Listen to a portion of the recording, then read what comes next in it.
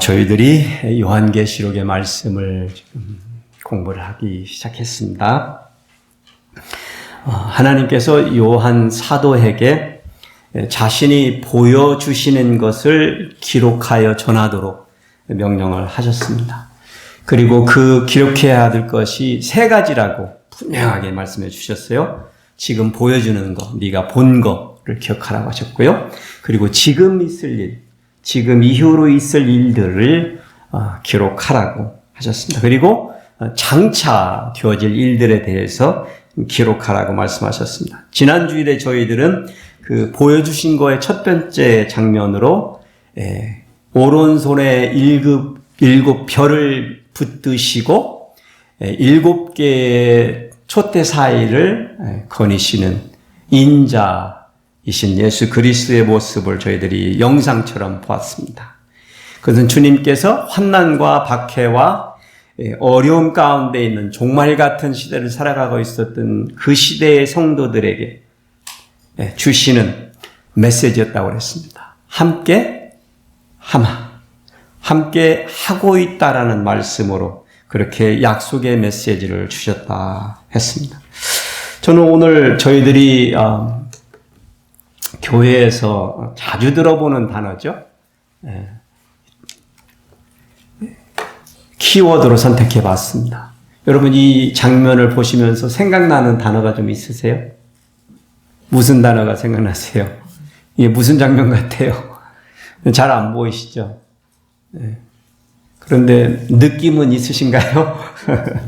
이게 오늘 두 번째로 사도 요한이 본 하나님이 보여주신 장면입니다.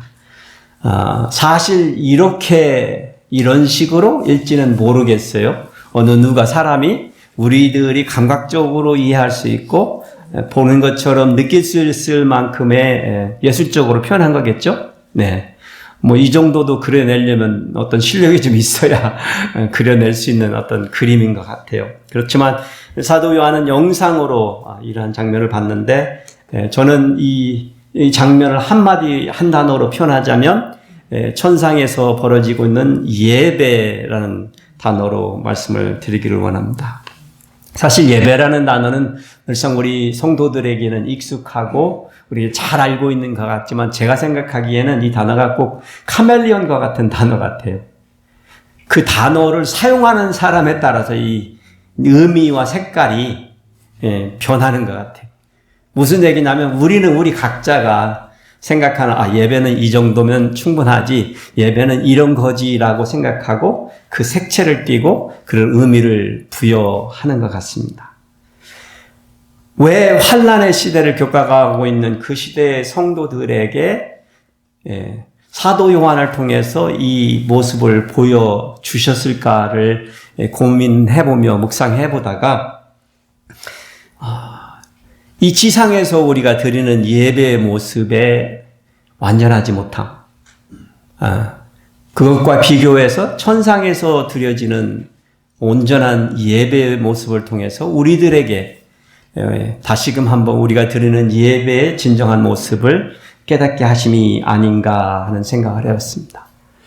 이 천상에서 드려지는 이 예배의 모습은 경외함이라는 단어와 기회함이라는 단어와 늘상이라는 이 세 단어로 저는 표현을 해보고 싶습니다. 경외함, 두려움이죠, 사실. 우리가 저런 장면을 맞닥뜨린다면 두려워하지 않을 인간이 없을 거예요. 경외함이라고 표현할 수 있겠죠. 또 저러한 모습들을 보면 기이하죠, 사실. 이거 우리가 이 세상에서 볼 수 없는 모습이잖아요. 그런데 저 예배가 밤낮으로 드려지고 있다는, 늘상 드려지고 있다는 짤막하게 우리가 스쳐갈 수 있는 그 내용을 생각해 보면 예배가 오늘 주일날 우리가 이 한 시간에 모여서 한 주에 한 번 드려지는 예배로서는 저 예배를 우리가 모형 삼아 드리는 예배라고 말할 수 없을 것 같다는 생각을 해봅니다. 천상 예배의 모습을 보면서 우리 지상 예배가 어떠해야 되는지를 어떤 변화가 우리의 삶 속에서 있어야 되는지를 함께 배워보기를 원합니다. 오늘 교독 말씀은 5장 1절에서 이게 지금 표현이 잘못됐는데요. 사실은 4장 1절에서 11절하고 5장 7절에서 14절인데 제가 저 위에 거를 완전하게 잘 못 바꿨네요. 이게 지금 다 같이 그러면 내가 전에 예배를 드리면서 예배에 대한 주님에 대한 경외함을 가지고 드려본 기억이 있다. 뭐 늘상 그렇게 드리면 좋겠지만 나로서의 그런 기억이 새록하게 있다 이런 생각이 들으시면 함께 그렇게 먼저 교독을 하시고요. 그 다음 분들이 다음을 교독을 하시겠습니다. 시작. 내가 봄에 보좌에 앉으신 이의 오른손에 두루마리가 있으니 안팎으로 섰고 7인으로 봉하였더라. 또 봄에 힘있는 천사가 큰 음성으로 외치기를 누가 그 두루마리를 펴며 그 인을 떼기에 합당하냐 하나 하늘 위에나 땅 위에나 땅 아래에 능히 그 두루마리를 펴거나 보거나 할 자가 없더라. 그 두루마리를 펴거나 보거나 하기에 합당한 자가 보이지 아니하기로 내가 크게 울었더니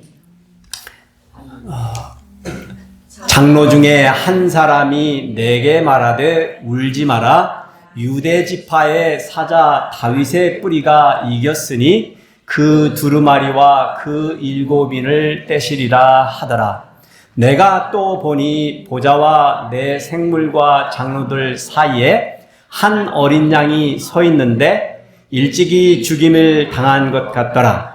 그에게 7뿔과 7눈이 있으니 이 눈들은 온 땅에 보내심을 받은 하나님의 7 영이더라. 그 어린 양이 나와서 보좌에 앉으신 이의 오른손에서 두루마리를 취하시니라.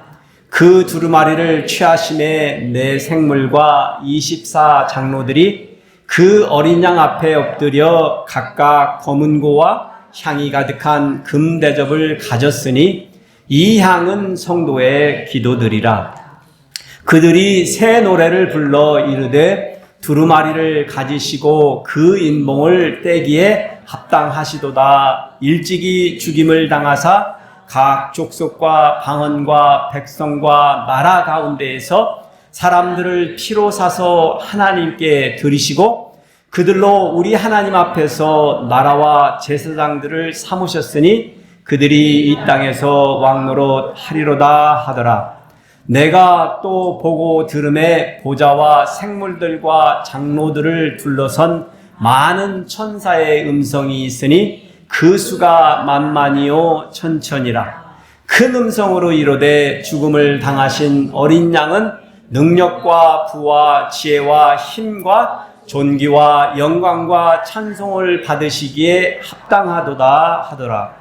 내가 또 들으니 하늘 위에와 땅 위에와 땅 아래와 바다 위에와 또 그 가운데 모든 피조물이 이르되 보좌에 앉으신 이와 어린 양에게 찬송과 존귀와 영광과 권능을 세세토록 돌릴지어다 하니 다 읽으시겠습니다. 내 생물이 이르되 아멘 하고 장로들은 엎드려 경배하더라. 아멘. 지금 제가 중간에서 마음을 바꿨었는데 이 말씀이 5장 말씀이 전체가 저희들이 교독한 상태입니다. 저희들이 계시록의 2장과 3장을 건너뛰었습니다. 7 교회에 보내는 하나님의 메시지죠. 사실 여러분들이 제가 생각하기에는 요한계시록에 대한 설교를 들어보셨다면 이 부분은 정확하게 언젠가는 들어보셨을 거예요. 그래서 저는 이 부분을 살짝 건너뛰면서 요약해서 이 부분을 오늘 드리는 말씀과 대조해서 말씀을 드리기를 원합니다. 저는 2장과 3장을 요약을 하자면 지상교회에서 드려지는 예배의 모습이라고 요약을 해서 말씀을 드리기를 원합니다. 이 지상교회에 주어진 이 편지의 내용들은 음성계시입니다. 음성계시. 제가 영상계시라는 표현을 썼었잖아요. 음성계시. 주님이 주시는 음성을 듣고 사도 요한이 기록을 해서 7개 소아시아의 교회들에게 보낸 것이죠. 그 내용들은 간단하게 그들 각 교회들에게 주시는 칭찬과 책망과 그들에게 주시는 권면의 내용들이 있습니다. 그래서 그런 내용들을 제가 여러분들 앞에 우리 교회가 이렇게 살았으면 좋겠습니다라고 말씀드리면 아주 쉬운 설교가 되겠습니다만 사실 각 교회의 문제를 주님께서 들춰내 주시기 위해서 그런 글을 쓰신 것은 아니라는 게 제 생각입니다. 우리가 지상에서 드리는 예배는 불완전할 수밖에 없고요. 물론 우리가 칭찬받을 만한 것들도 있지만 늘상 책망과 격려와 도전받아야 되는 각 교회들의 모습을 주님께서는 말씀해 주시고 계신 겁니다. 환난의 시대를 겪어나가는 교회들이 힘겹게 믿음을 지켜나가는 모습을 보면서 주시고 싶었던 메시지는 여전히 같은 메시지입니다. 지난주와 똑같은 메시지죠. 내가 너희와 함께한다. 사실 이 7교회들은 실제로 존재했던 교회들이지만 이 7이라는 숫자를 전에 말씀드렸듯이 이 사실은 주님께서 이 지상에 있는 모든 교회들을 향하여서 말씀하시는 내용이 있기에 사실 각 교회에 주시는 이 말씀의 끝에 보시면 7번을 반복해서 이렇게 말합니다. 귀 있는 자는 성령이 교회들에게 하시는 말씀을 들을지어다. 예배소 교회다 하는데 교회들아 들으라 얘기하시고 서머나 교회 하는데도 교회들아 들으라 얘기하시고 귀 있는 자는 들으시라고 반복적으로 얘기하시는 이유는 교회들아 들으라는 것이기 때문입니다. 그러시면서 빠뜨리지 아니하시고 하시는 말씀이 있어요. 이런 환난 가운데서 너희들이 이기는 자들이 되면 이 환난을 이겨내는 자들이 되면 내가 너희들에게 주고자 하는 상급이 있다라고 말씀을 하십니다. 그러면서 이 글을 쓰시기 시작하면서 각 교회를 불러서 이 메시지를 주시면서 반복적으로 해주시는 말씀이 있어요. 자기 자신을 다시 한번 주님이 누구신지를 다시 한번 그들에게 상기시켜 주시는 것입니다. 처음이며 마지막이요 죽었다가 살아나신 이가 너에게 말하노라. 좌우의 날선 검을 가지신 이가 너에게 말씀하노라. 눈이 불꽃 같고 그 발이 빛난 주석과 같은 하나님의 아들이 너에게 말하노라. 하나님의 7영과 7별을 가지신 이가 말하노라. 거룩하고 진실하사 다윗의 열쇠를 가지신 이가 말하노라. 아멘이시오 충성되고 참된 증인이시오 하나님의 창조의 근본이신 이가 말하노라 하면서 그들에게 다르게 소개를 하고 있지만 같은 주님을 계속해서 말씀하시면서 말하는 거예요. 그리고 그들에게 주시고 싶어 하시는 상급, 이긴 자들에게 주시고 싶어하는 상급은 생명나무의 열매요 생명의 관이요 감추었던 만나와 흰 돌이요 만국을 다스리는 권세요 흰옷을 입혀주시고요 새 예루살렘의 이름과 어린 양의 새 이름을 성전의 기둥이 되게 하여서 거기에 적어주시겠다고, 그리고 어린 양의 보좌에 함께 앉을 수 있는 특권을 주시겠다라고 이렇게 얘기하시는 거예요. 이게 전부예요, 사실은. 이 모든 것은 예수님께서 믿음을 지킨 자들의 그날의 구원, 우리가 아는 영생의 구원을 통하여서 주시는 모든 상급들인 거예요, 사실은. 그러니까 예수 그리스도의 믿음을 지키는 것, 환난날에 성도들이 할 수 있는 일이 뭐가 있을까요? 성도들이 환난날에 무언가를 더 좀 특별하게 더 많은 것을 행위로, 우리의 삶의 모습으로 우리가 어떻게 디드로, 선한 일로 주님께 더욱더 영광을 돌려드릴 수 있는 일들이 있을까요? 있겠죠, 생각해보면. 근데 주님께서 그러한 것들을 원하신다고 지금 얘기하시고 있나요? 아니에요. 주님께서는 정말로 믿는 자들에게 최소한의 것을 원하시는 거예요. 그것만 지켜내면 우리는 어떠한 자들이에요? 이긴 자들이에요. 환난날을 통해서, 박해를 통해서 누군가에게 너는 누구냐라고 말할 때 나는 주 예수 그리스도를 믿는 성도입니다라고 떳떳하게 말할 수 있는 사람이라면 그게 다라는 거예요. 내가 누구를 돕고 내가 누구 선한 일을 뭐 하고 이런 게 중요한 게 아니고 칼이 목에 들어올 때도 나는 주님을 믿는 사람입니다. 라고 말할 수 있는 이 믿음 하나를 지키는 것. 그러니 오직 믿음으로 살리라 하신 거예요. 이게 이기는 자들인 거예요. 이것만 해주면 주님은 고맙다, 착하다, 충성된 종하라고 말씀하시는 거예요. 2장과 3장을 통해서는요, 지상의 교회들의 영적 예배 상태를 보여준 거예요. 그러면서 사도 요한을 올라오라. 그러면서 환상의 계시를 열어주시면서 천상에서 벌어지는 모습을 보여주시기 시작하십니다.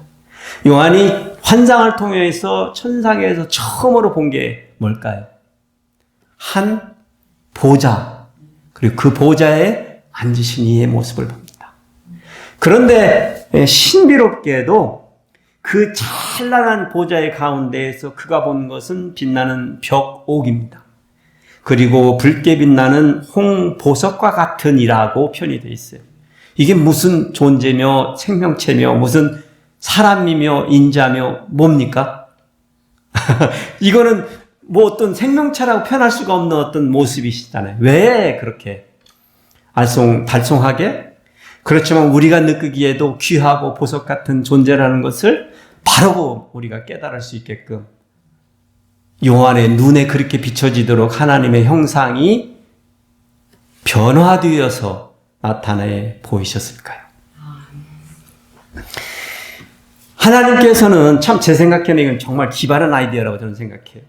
하나님께서는 늘상 구약의 백성들에게 자기의 형상을 어떻게 하지 말라고 그랬어요? 만들지도 말고 만들어서 그것에 숭배하지도 말고 예배하지도 말라 하셨어요. 그런 것들을 놓고 조각하지도 말고 주말하지도 말도록 인간이 하나님을 형상화하고 싶어하는 그 욕구를 늘 알고 계셨기 때문에 그러지 말라고 그러신 거예요. 그래서 사도 요한에게 나타나신 하나님의 보좌에 앉으신 이의 모습이 어떤 형성할 수 있는 게 아니잖아요. 그렇잖아요. 그렇죠? 그저 녹보석과 같은 무지개가 휘황찬란한 그 현란한 영광스러운 모습의 가운데서 귀하디 귀한 분의 모습만 보게 된 것입니다. 그 보좌에 앉으신 이는 우리에게 늘상 세상의 첫 언약을 주신 무지개를 통해서 주시는 그분이심을 우리에게 알게 해주고 있잖아요. 그래서 요한 사도는 그걸 보자마자 그분이 누군가를 알았을까요? 몰랐을까요? 알았습니다. 비록 모습은 이렇게 저렇게 만들어낼 수 없었지만 하나님이신 건 알았잖아요. 우리들도 마찬가지죠. 하나님이신 것을 안단 말입니다. 그 보좌로부터 번개와 음성과 우레 소리가 난다 그랬습니다. 이것은 아버지 하나님이 일찍이 애굽에서 탈출해서 시내산에서 하나님을 처음으로 대면하던 이스라엘의 백성들에게 나타나실 때의 하나님의 모습입니다. 지상에 처음으로 시내산 꼭대기에 내려오시는 하나님의 모습은 그렇게 두려운 우리와 번개와 그런 소리 속에서 나타나셨어요. 그러니까 사도 요한은 이 장면을 보면서 또 무엇을 알았을까요? 하나님의 보좌구나 를 깨달은 거죠. 역시 오늘날 우리들도 똑같습니다. 이게 무엇을 의미하는지는 잘 몰라도 이것이 하나님의 보좌인 것은 분명히 알 수 있는 것이죠. 하나님께서 우리 가운데 현현하시는 모습을 드러낸 것입니다. 이것이 하나님의 실질적인 모습일까요? 그것은 우리가 이해할 수 있는 하나님이 우리에게 계시해 주시는 만큼의 모습일 것입니다. 그리고 그 보좌 앞에는 켜져 있는 7 등불, 아마도 이것은 성전에 있었던 등대에 있었던 7 램프들이 있는 그런 형상화되어 있는 모습일 것입니다. 이분은 성령님을 형상화해서 나타나고 있습니다. 7개의 가지 위에 이렇게 불타고 있었던 등장불로 완전한 영이신 7 영이신 성령님의 모습을 드러내면서 성전을 기억하는 사람들, 하나님이 임재하시는 그곳을 알고 있었던 사람들은 여기가 하나님이 임재하시는 곳이구나를 깨달았을 것입니다. 누가 뭐래도 하나님이시구나. 누가 뭐래도 이분이 누구신지를 알게 되는 장면들입니다.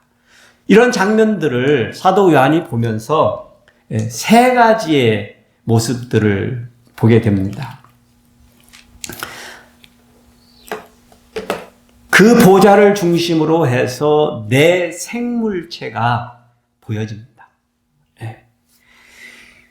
수정과 같은 유리 바다가 있고 그 보좌 주위로 이 내 생물체가 있는데 그 얼굴 모습이 사자요, 송아지요, 아니면 사람과 독수리와 같은 모습을 하고 있다라고 표현했습니다. 날개가 6개가 있는 것이 보이고요. 그 날개 안으로는 안팎으로 해서 수많은 눈들이 있는 모습을 보이고 있습니다. 여러분, 정말 기이한 생명체죠. 뭐 그냥 오늘날 우리말로 말하면 외계인의 모습을 하고 있는, 우리가 보지 못한 그런 생명체의 모습을 하고 있습니다. 궁금할 수가 없어요. 그런데 뭐 간단하죠. 이 모양새는 우리가 세상에서 어떻게 형해낼 수 없는 어떤 모습을 하고 있는 존재인 것은 확실하시죠. 그런데 사자와 송아지와 사람과 독수리 모양을 하고 있는 이 6개의 날개를 가지고 있는, 안팎으로 사방에 눈을 가지고 있는 이 존재에 대해서는 이미 성경에 여러 번 구약에서도 그 존재의 실체를 우리에게 가르쳐주고 있는 존재입니다. 사실 창세기에 보면 아담과 하와가, 이브가 타락을 한 후에 에덴 동산에서 쫓겨나고 생명나무를 하나님께서 지키도록 한 존재가 있어요. 그 천사의 이름이 그룹이라는 천사입니다. 예. 이 존재가 처음으로 우리들에게 밝혀진 존재입니다. 그룹이라는 존재입니다. 또 한 번은 어디에서 나타나냐면 성전에 안치되어 있던 언약궤. 하나님께서 그 언약궤를 만들도록 하실 때, 모세를 통해서 만들도록 하실 때 그 언약궤의 뚜껑 위에다가 두 천사, 두 날개를 가지고 있는 두 천사의 모습을 마주대하게 하는 모습을 형상화해서 새겨 세우도록 했습니다. 금으로. 그것을 시온자라고 우리가 불러요. 그 천사가 그룹의 형상입니다. 무슨 얘기예요? 하나님의 보좌 임재를 지키는 천사를 형상화시켜 준 것이죠. 지금 사도 요한이 천상에서 보좌를 중심으로 내 생물이 있는데 이것을 하나님께서는 말씀해 주시고 계셨던 것이죠. 또 에스겔서에 보면 에스겔이 사도 요한과 같이 환상 중에 이 생명체들을 봅니다. 거기에서 내 생물인데 그룹입니다, 역시. 그런데 재밌는 사실은 요한 사도가 본 모양과는 달라요. 날개가 4개밖에 안 보여요. 그리고 날개 밑에 두 손들이 있어요. 그런데 또 재밌는 거는 사자와 이 독수리와 송아지와 사람의 얼굴들이 하나의 존재의 내면으로 얼굴을 가지고 있어요. 이해되셨나요? 사도 요한이 본 이 존재는 사람 같은 얼굴 모양을 하고 있는 하나, 송아지 같은 얼굴 모양을 하고 있는 또 다른 하나, 이렇게 각각인데 에스겔이 본 이 생물은 4가지의 얼굴을 할 몸체에 가지고 있는 거예요. 이것은 무엇을 말해줄까요?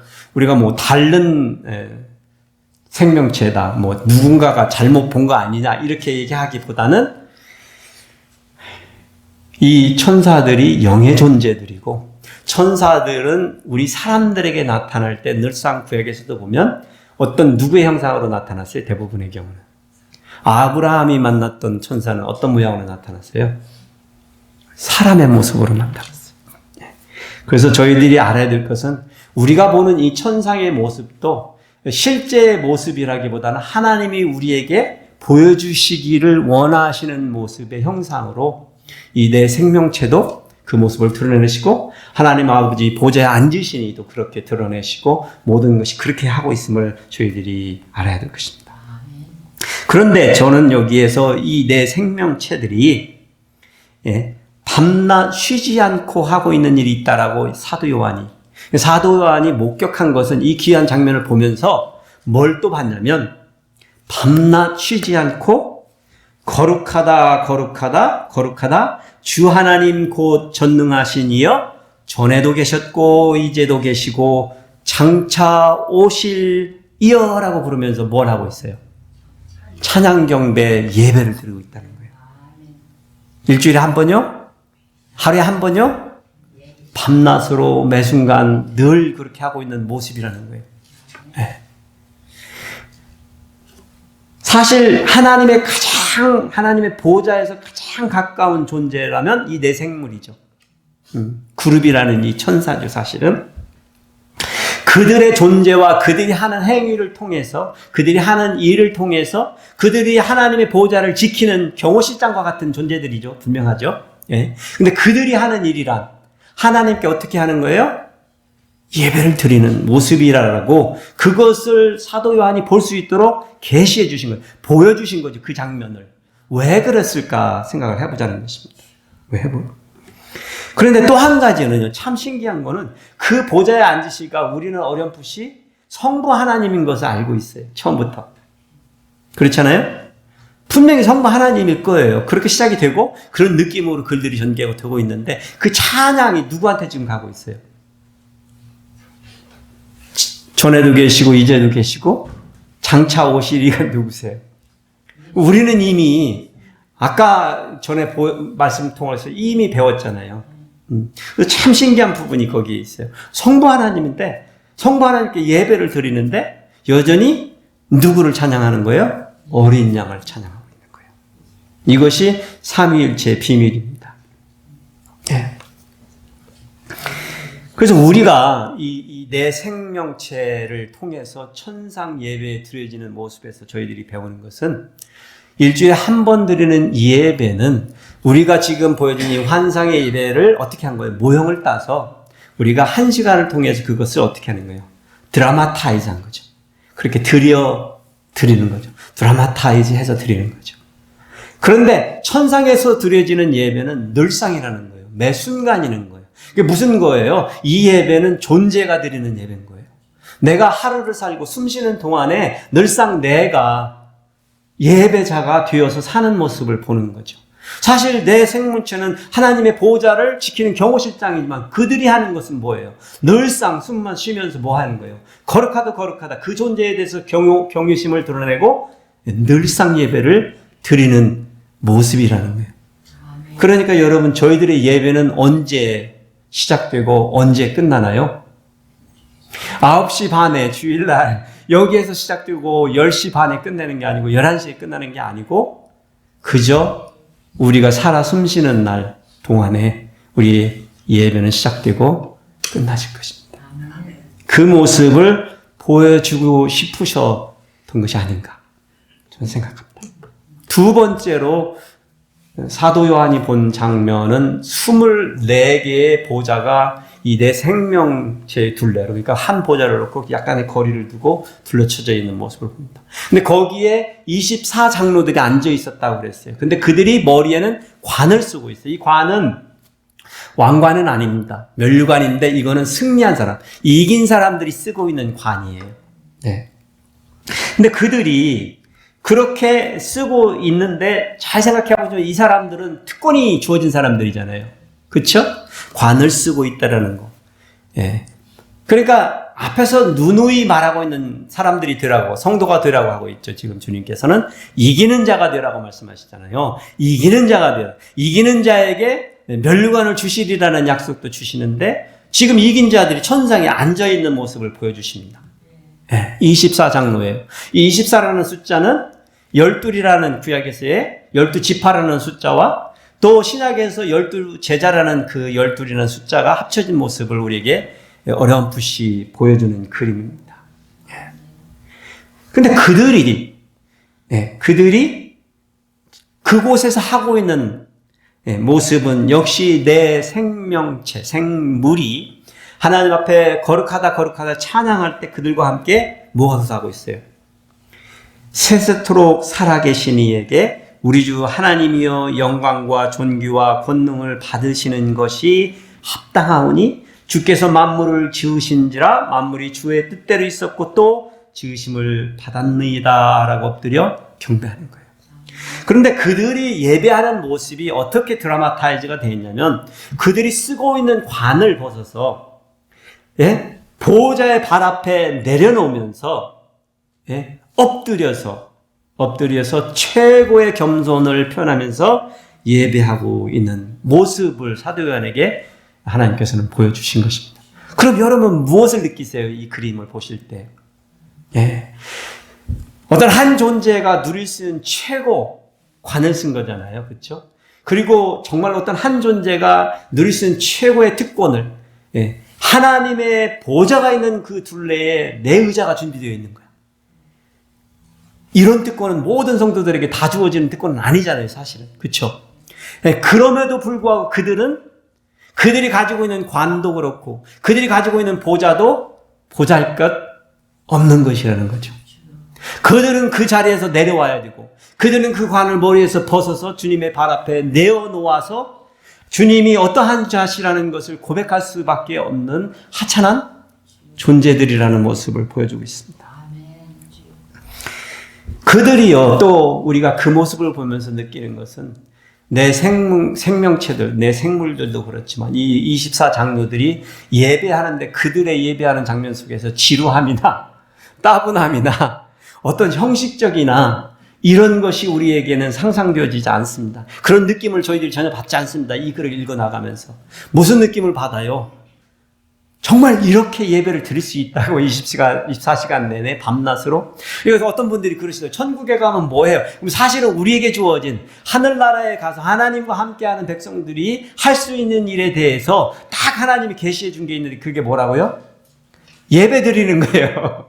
그것밖에 할 일이 없는 것처럼 우리에게 하나님께서 계시를 해주셨어요. 어떤 분들은 그냥 밤낮 가가지고 찬양하고 기도하고 이 예배를 이렇게 드린다고요? 하면서 정말 심심하시겠네요. 뭐 이렇게 생각하시는 분들이 계신데 사실은 이 그림들은 우리에게 말하고 있는 의미 있는 메시지라고 저는 생각합니다.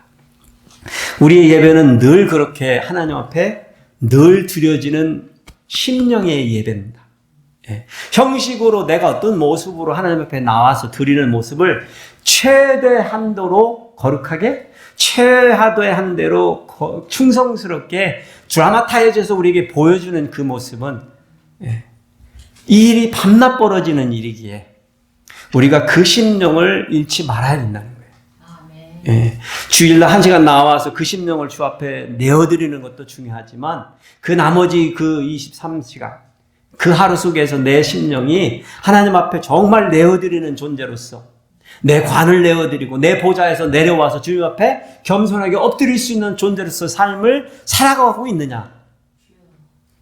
저는 그것을 지금 7 교회들에게 오늘날 우리 교회들에게 말씀하시기를 원하셔서 이 모습을 보여주신다고 생각합니다. 언뜻 보기에 보좌에는요. 성부 하나님이 계시고 성령 하나님이 계신데 우리가 기다리는 어린 양의 모습이 보이지 않는 듯 싶은데 그 찬양과 경배 속에서 우리는 이미 어린 양의 그 임재 가운데 함께하고 계심을 느낄 수 있습니다. 그런데 드디어 어린 양께서 그 존재를 드러내시는 장면이 오늘 저희들이 함께 교독한 5장에서 드러납니다. 그 보좌가 있는데 그 보좌에 앉으시니까 분명히 성부 하나님이시겠죠? 그의 오른손에 한 두루마리를 들고 계시다는 거예요. 근데 7 인으로 봉해져 있어요. 닫혀져 있어요. 근데 그 인을 뗄 수 있는 자가 이 세상 천하 어디에도 아무도 없다는 거예요. 사도 요한이 안 거죠.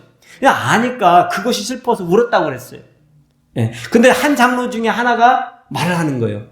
이 인을 떼고 이 두루마기를 열 자가 있는데 죽임을 당하신 어린 양. 근데 여기 이 사도 요한이 본 천상의 예배 모습 가운데 예수님은 어떤 영상으로 나타나셨나요? 방금 죽임을 당하신 양으로 나타나셨어요. 이 기괴한 장면 한번 생각해 보세요. 이 영광스러운 천상의 예배 전의 모습에서 그냥 시퍼렇게 죽어있는 어린 양이 떡 떠오른 거예요. 안 어울리죠? 안 어울리는데 이 그림이 우리에게는 어떤 도움을 주나요? 어린 양이 세상에서 그렇게 비참하게 인간들에게 죄도 없으시는데 죽임당하시고 연약하고 힘없어서 미약해서 그저 당하고 죽은 것 같은 그 어린 양이 천상에서 계시다는 거예요.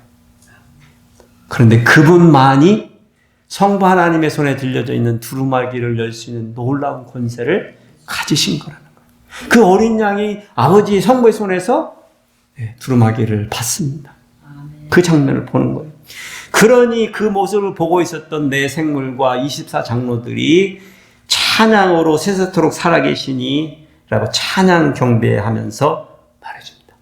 이제 드디어 우리는 삼위 하나님의 온전한 모습을 천상의 보좌 가운데서 보게 되었습니다. 보좌와 내 생물과 장로들 사이에 일찍이 죽임을 당한 것 같은 한 7 뿔과 7 눈을 가진 한 어린 양. 또 한 가지 특별하게 7 뿔을 가지신 이로 묘사가 되어 있고 7 눈을 가진 이로 묘사가 되어 있어요. 어린 양이. 어린 양인데 7 뿔이 있는 거예요. 7개 눈이 있는 거예요. 기괴하죠. 예. 돌연변이하고 뭐 세상 말로 하면 기형이죠. 기형. 그런데 뿔은 성경에서 누누이 무엇을 상징했죠? 왕을 상징했습니다. 왕, 권세. 근데 그게 7이에요. 완전이죠. 왕 중에 왕을 표현하는 것이죠. 눈은 7 눈인데 그 눈이 뭔지를 또 설명해 줬어요. 7 하나님의 영이더라. 그러면서 이 어린 양과 성령님의 관계를 묘사해 주고 있는 것이죠. 두루마기를 인자의 손에 들으니까 모든 생물들과 장로들이요 말하는 거예요. 두루마기를 가지시고 그 인봉을 떼기에 합당하시도다. 일찍이 죽임을 당하사 각 족속과 방언과 백성과 나라 가운데서 사람들을 피로 사서 하나님께 드리시고 그들로 우리 하나님 앞에서 나라와 제사장을 삼으셨으니 그들이 땅에서 왕노릇 하리로다라고 선포하며 예언의 말씀을, 약속의 말씀을 선포하며 엎드려 경배하며 화답하는 장면이 나타납니다. 그때 사도 요한의 눈에 영계가 다시 열리면서 그 주위로 천천만만, 다시 표현하는 만만천천, 천사들이 그 보좌 모든 것을 둘러싸고 찬양하기 시작합니다. 죽임을 당하신 어린 양은 능력과 부와 지혜와 힘과 존귀와 영광과 찬송을 받으시기에 합당하도다. 근데 이 말씀을 여러분이 지금 몇 번 들으셨어요? 엄청 들으셨죠? 왜 이렇게 반복되지 그러실 거예요. 네. 그런데 예배 중심에는 우리의 심령 가운데서 바로 이러한 고백을 진실로, 진정으로 하나님께 드릴 수 있는 존재냐는 거예요, 우리가. 네. 네. 세상에서 우리 인간들이 표현할 수 있는 엄청난 단어들을 통해서 우리가 하나님 앞에 영광을 돌리는 표현을 한 거잖아요. 그렇죠?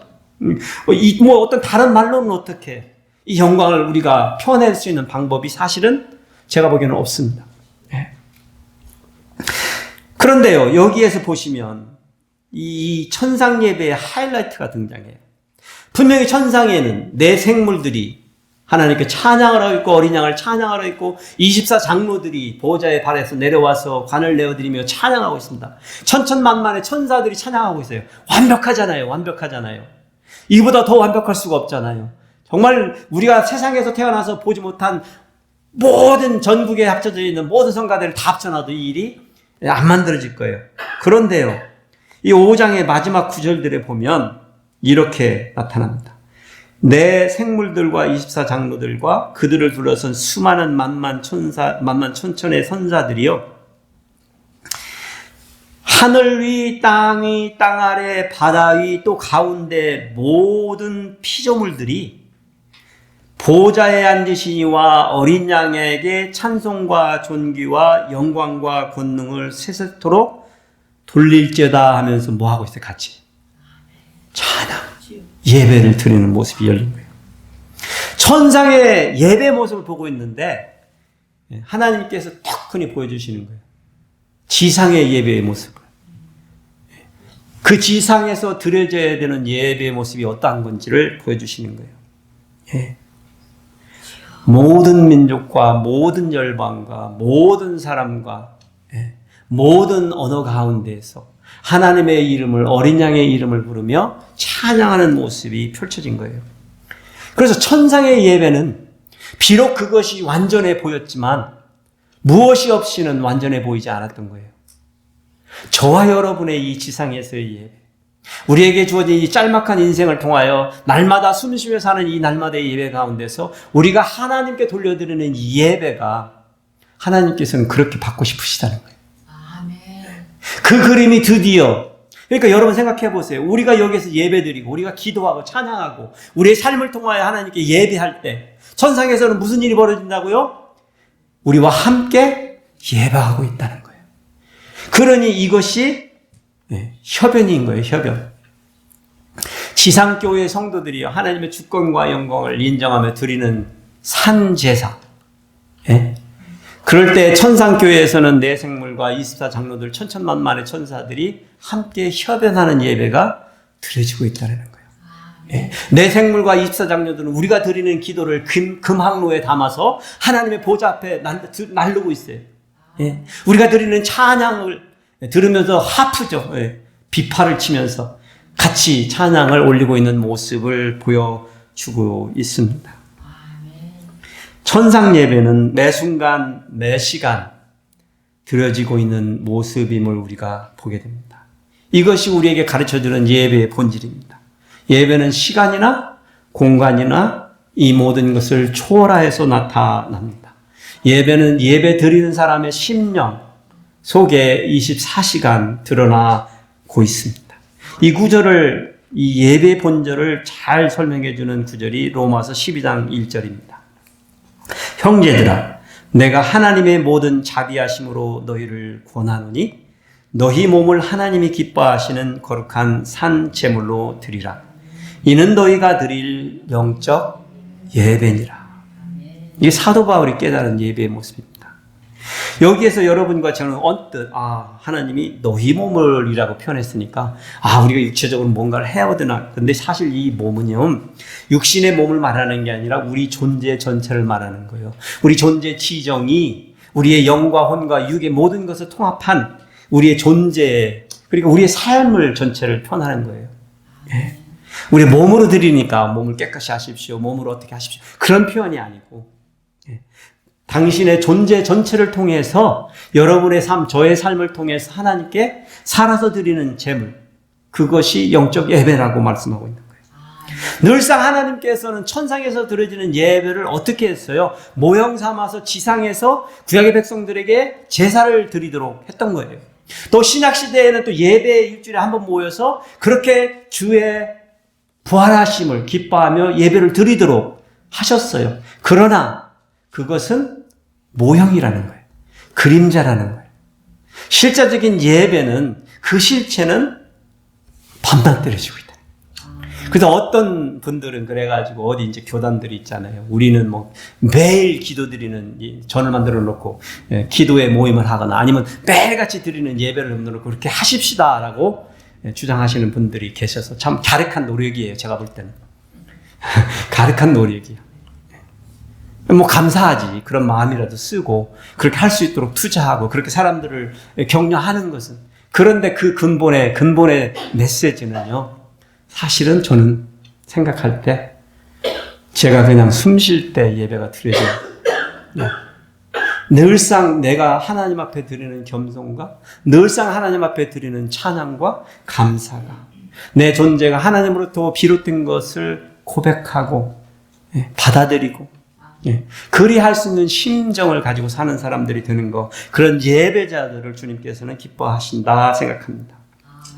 그래서 하나님은 우리가 드리는 한 번의 예배로, 두 번의 예배로, 뭐 수예배 오시오, 뭐 금요 예배 오십시오, 새벽 기도 오십시오, 그러한 예배로 하나님께서 그 마음이 흡족해지실 리 없다는 것을 분명히 전언합니다. 하나님께서는 우리의 예배 제단에서 늘상 예배를 드리기를 원합니다. 우리의 예배 제단은 이 제단만 말하는 게 아니에요. 우리의 제단은 내 집에서, 내 가정에서, 학교 다니는 사람은 학교에서, 직장 생활은 직장에서, 내 사업체에서, 내 사업체에서 늘상 하나님의 자녀답게 사는 것. 하나님의 자녀답게 사는 거는 아버지를 인정하는 자녀로 사는 거예요. 더 바랄 게 없어요. 여러분의 자식들이 잘 되는 게 뭐라고요? 성공해요? 성공한다고 여러분이 기뻐하시던가요? 기뻐하시는 것 같은 느낌이 착각을 받으시지만 여러분 늘상 인간적으로 외로워. 그런 자식분들은. 언제 외롭잖아요. 그 자식이 나에게 마음을 써줄 때예요. 그 자식이 나를 기억할 때예요. 그 자식이 나와 함께 있는 걸 기뻐할 때라니까. 우리의 예배도 마찬가지입니다. 그래서 우리가 알고 있는 이 기존의 이 예배의 모형, 당연히 우리에게 필요해요. 이것만이라도 있어서 우리를 늘상 그래도 상기시켜주고, 늘상 그래도 우리 주님의 이름을 잊지 아니하고, 늘상 우리가 하나님께 예배드려야 함을 기억하게 하니까, 그렇게라도 우리는 해야죠. 당연하게. 안 그러면 잊어버리니까. 우리 존재가 그런 사람들이니까. 그럼에도 불구하고 본질적으로 하나님께서 진정으로 기뻐하는 사람은 이러한 예배를 초월해서 예배를 드릴 수 있는 예배자의 모습이라는 것입니다. 제가 직장 생활을 할 때 타이완에 이제 출장을 간 적이 있습니다. 타이완에 갈 때마다 제가 가는 그 TSMC라는 그 회사가 우리 회사 장비를 써서 이제 제가 가서 이제 회의를 하고 그럴 때 되면 그 타이베이 수도에서 한 1시간 반 정도 떨어진 도시에 있었어요. 그래서 주일날이 되면 항상 차를 렌트를 해가지고 운전을 해가지고 타이베이에 있는 침례교회, 제가 침례교회니까 찾아가서 예배를 드리곤 했었습니다. 그런데 어느 날 그 같이 일하는 친구가 그 남부 타이완의 도시에 한번 구경 가지 않을래. 그래서 그러자. 그래가지고 주일을 빼먹고 놀러 간 거야. 그래 이제 그 친구가 운전하는 차를 타고 놀러 갔는데 여러분 그 중국 영화 보시면 대나무 숲이 우거지면서 대나무 위에서 막 무술로 막 싸움하는 그런 영화 보신 기억이 있으세요? 그런 대나무 숲을 간 거예요. 나는 난생처럼 우리 집 동네 옛날 시골집에 살 때 이 많은 대나무로 막 이렇게 숲이 우거져 있는 우리 집 동산에 그런 동네에서 자랐거든요. 근데 막 이 아름드리 많은 대나무 숲이 우거져 있는 그런 대나무 숲을 봤는데 막 정신이 없더라고. 정신이 없어. 그런데 그 시간에 그 관광지를 둘러보면서 제 마음속에 누누이 떠나지 않는 생각이 내 마음을 붙들고 있었는데 찬양하라. 누구를? 창조주 하나님을. 전에요 제가 타이베이에 있는 교회를 가가지고 사람들을 만나고 예배를 드리고 오면서 늘 뭔가가 흡족하지가 않는 거야. 그러니까 교회라는 게 그렇잖아요. 나를 웰컴해주고 뭐 나에게 뭐 이렇게 관심을 가져주고 하면 다 감사하지만 모든 교회들이 다 그럴 수 있는 건 아닐 거 아니에요. 오고 가는 사람 많은데. 나 나름대로의 바쁜 스케줄과 함께 모든 것이 안 되니까 교제도 안 되지. 그럼 늘상 뭔가가 안 들어지는 거야. 제가 그러니까 예배를 못 드린 거죠, 사실은. 그런데 놀러 가가지고 그 대나무 숲을 보고 그 하루 종일 그 속에서 나는 누구를 기억했다고요? 하나님을 기억했다는. 제가 왜 이 장면을 지금도 기억하고 있겠어요? 그것이 그렇게 자주 오는 상황이 아니었기 때문에 그런 거예요. 놀러 갔는데 하나님을 더 기억했던 거예요. 저는 지금도 알아. 그때 나는 분명하게 예배를 드렸다는 거죠. 저는 여러분들에게 말씀을 드리는 거예요. 그래요. 예배 전에 오십시오. 되도록이면 주의를 지키십시오. 라고 저는 목사로서 말씀을 드리고 싶어요. 그러고 싶고 그렇게 하고 싶어요. 그럼에도 불구하고 괜찮아요. 비록 이 자리에서 예배 드리지 못하는 상황이 와도 괜찮아요. 어쩌면 여러분이 어떤 상황에서 더 진실되게 더 순수하게 정말로 하나님 앞에 나아가 그분이 창조주이심을 고백하는 그런 순간을 맞닥뜨릴 수 있는 인생이라면 그것도 하나님이 주시는 기회의 선물일 것 같다는 생각이 들어요. 여러분 그래서 우리는 늘상 저희들이 이 천상의 예배의 모습을 통해서 배울 것은 늘상 우리의 예배가 늘상이었으면 하겠다는 것입니다. 그냥 한번 특별하게 드려지는 것도 감사하지만 그것은 우리를 위해서 필요한 것이고 우리의 공동체를 위해서 필요한 것이지 진정으로 하나님께서 원하시는 것은 그것을 초월해서 사는 예배의 모습이라는 것을 기억하시면서 이기는 자가 되어서 주님 오실 때까지 이 어린 양께서 천상의 보좌에서 우리가 드리는 모든 찬양을 받으시기에 합당하신 분으로 우리에게 다시 오마라고 약속해 주신 분이신 것을 기억하시면서 예배 드리시는 예배자 되시기를 축복해 드립니다. 아멘.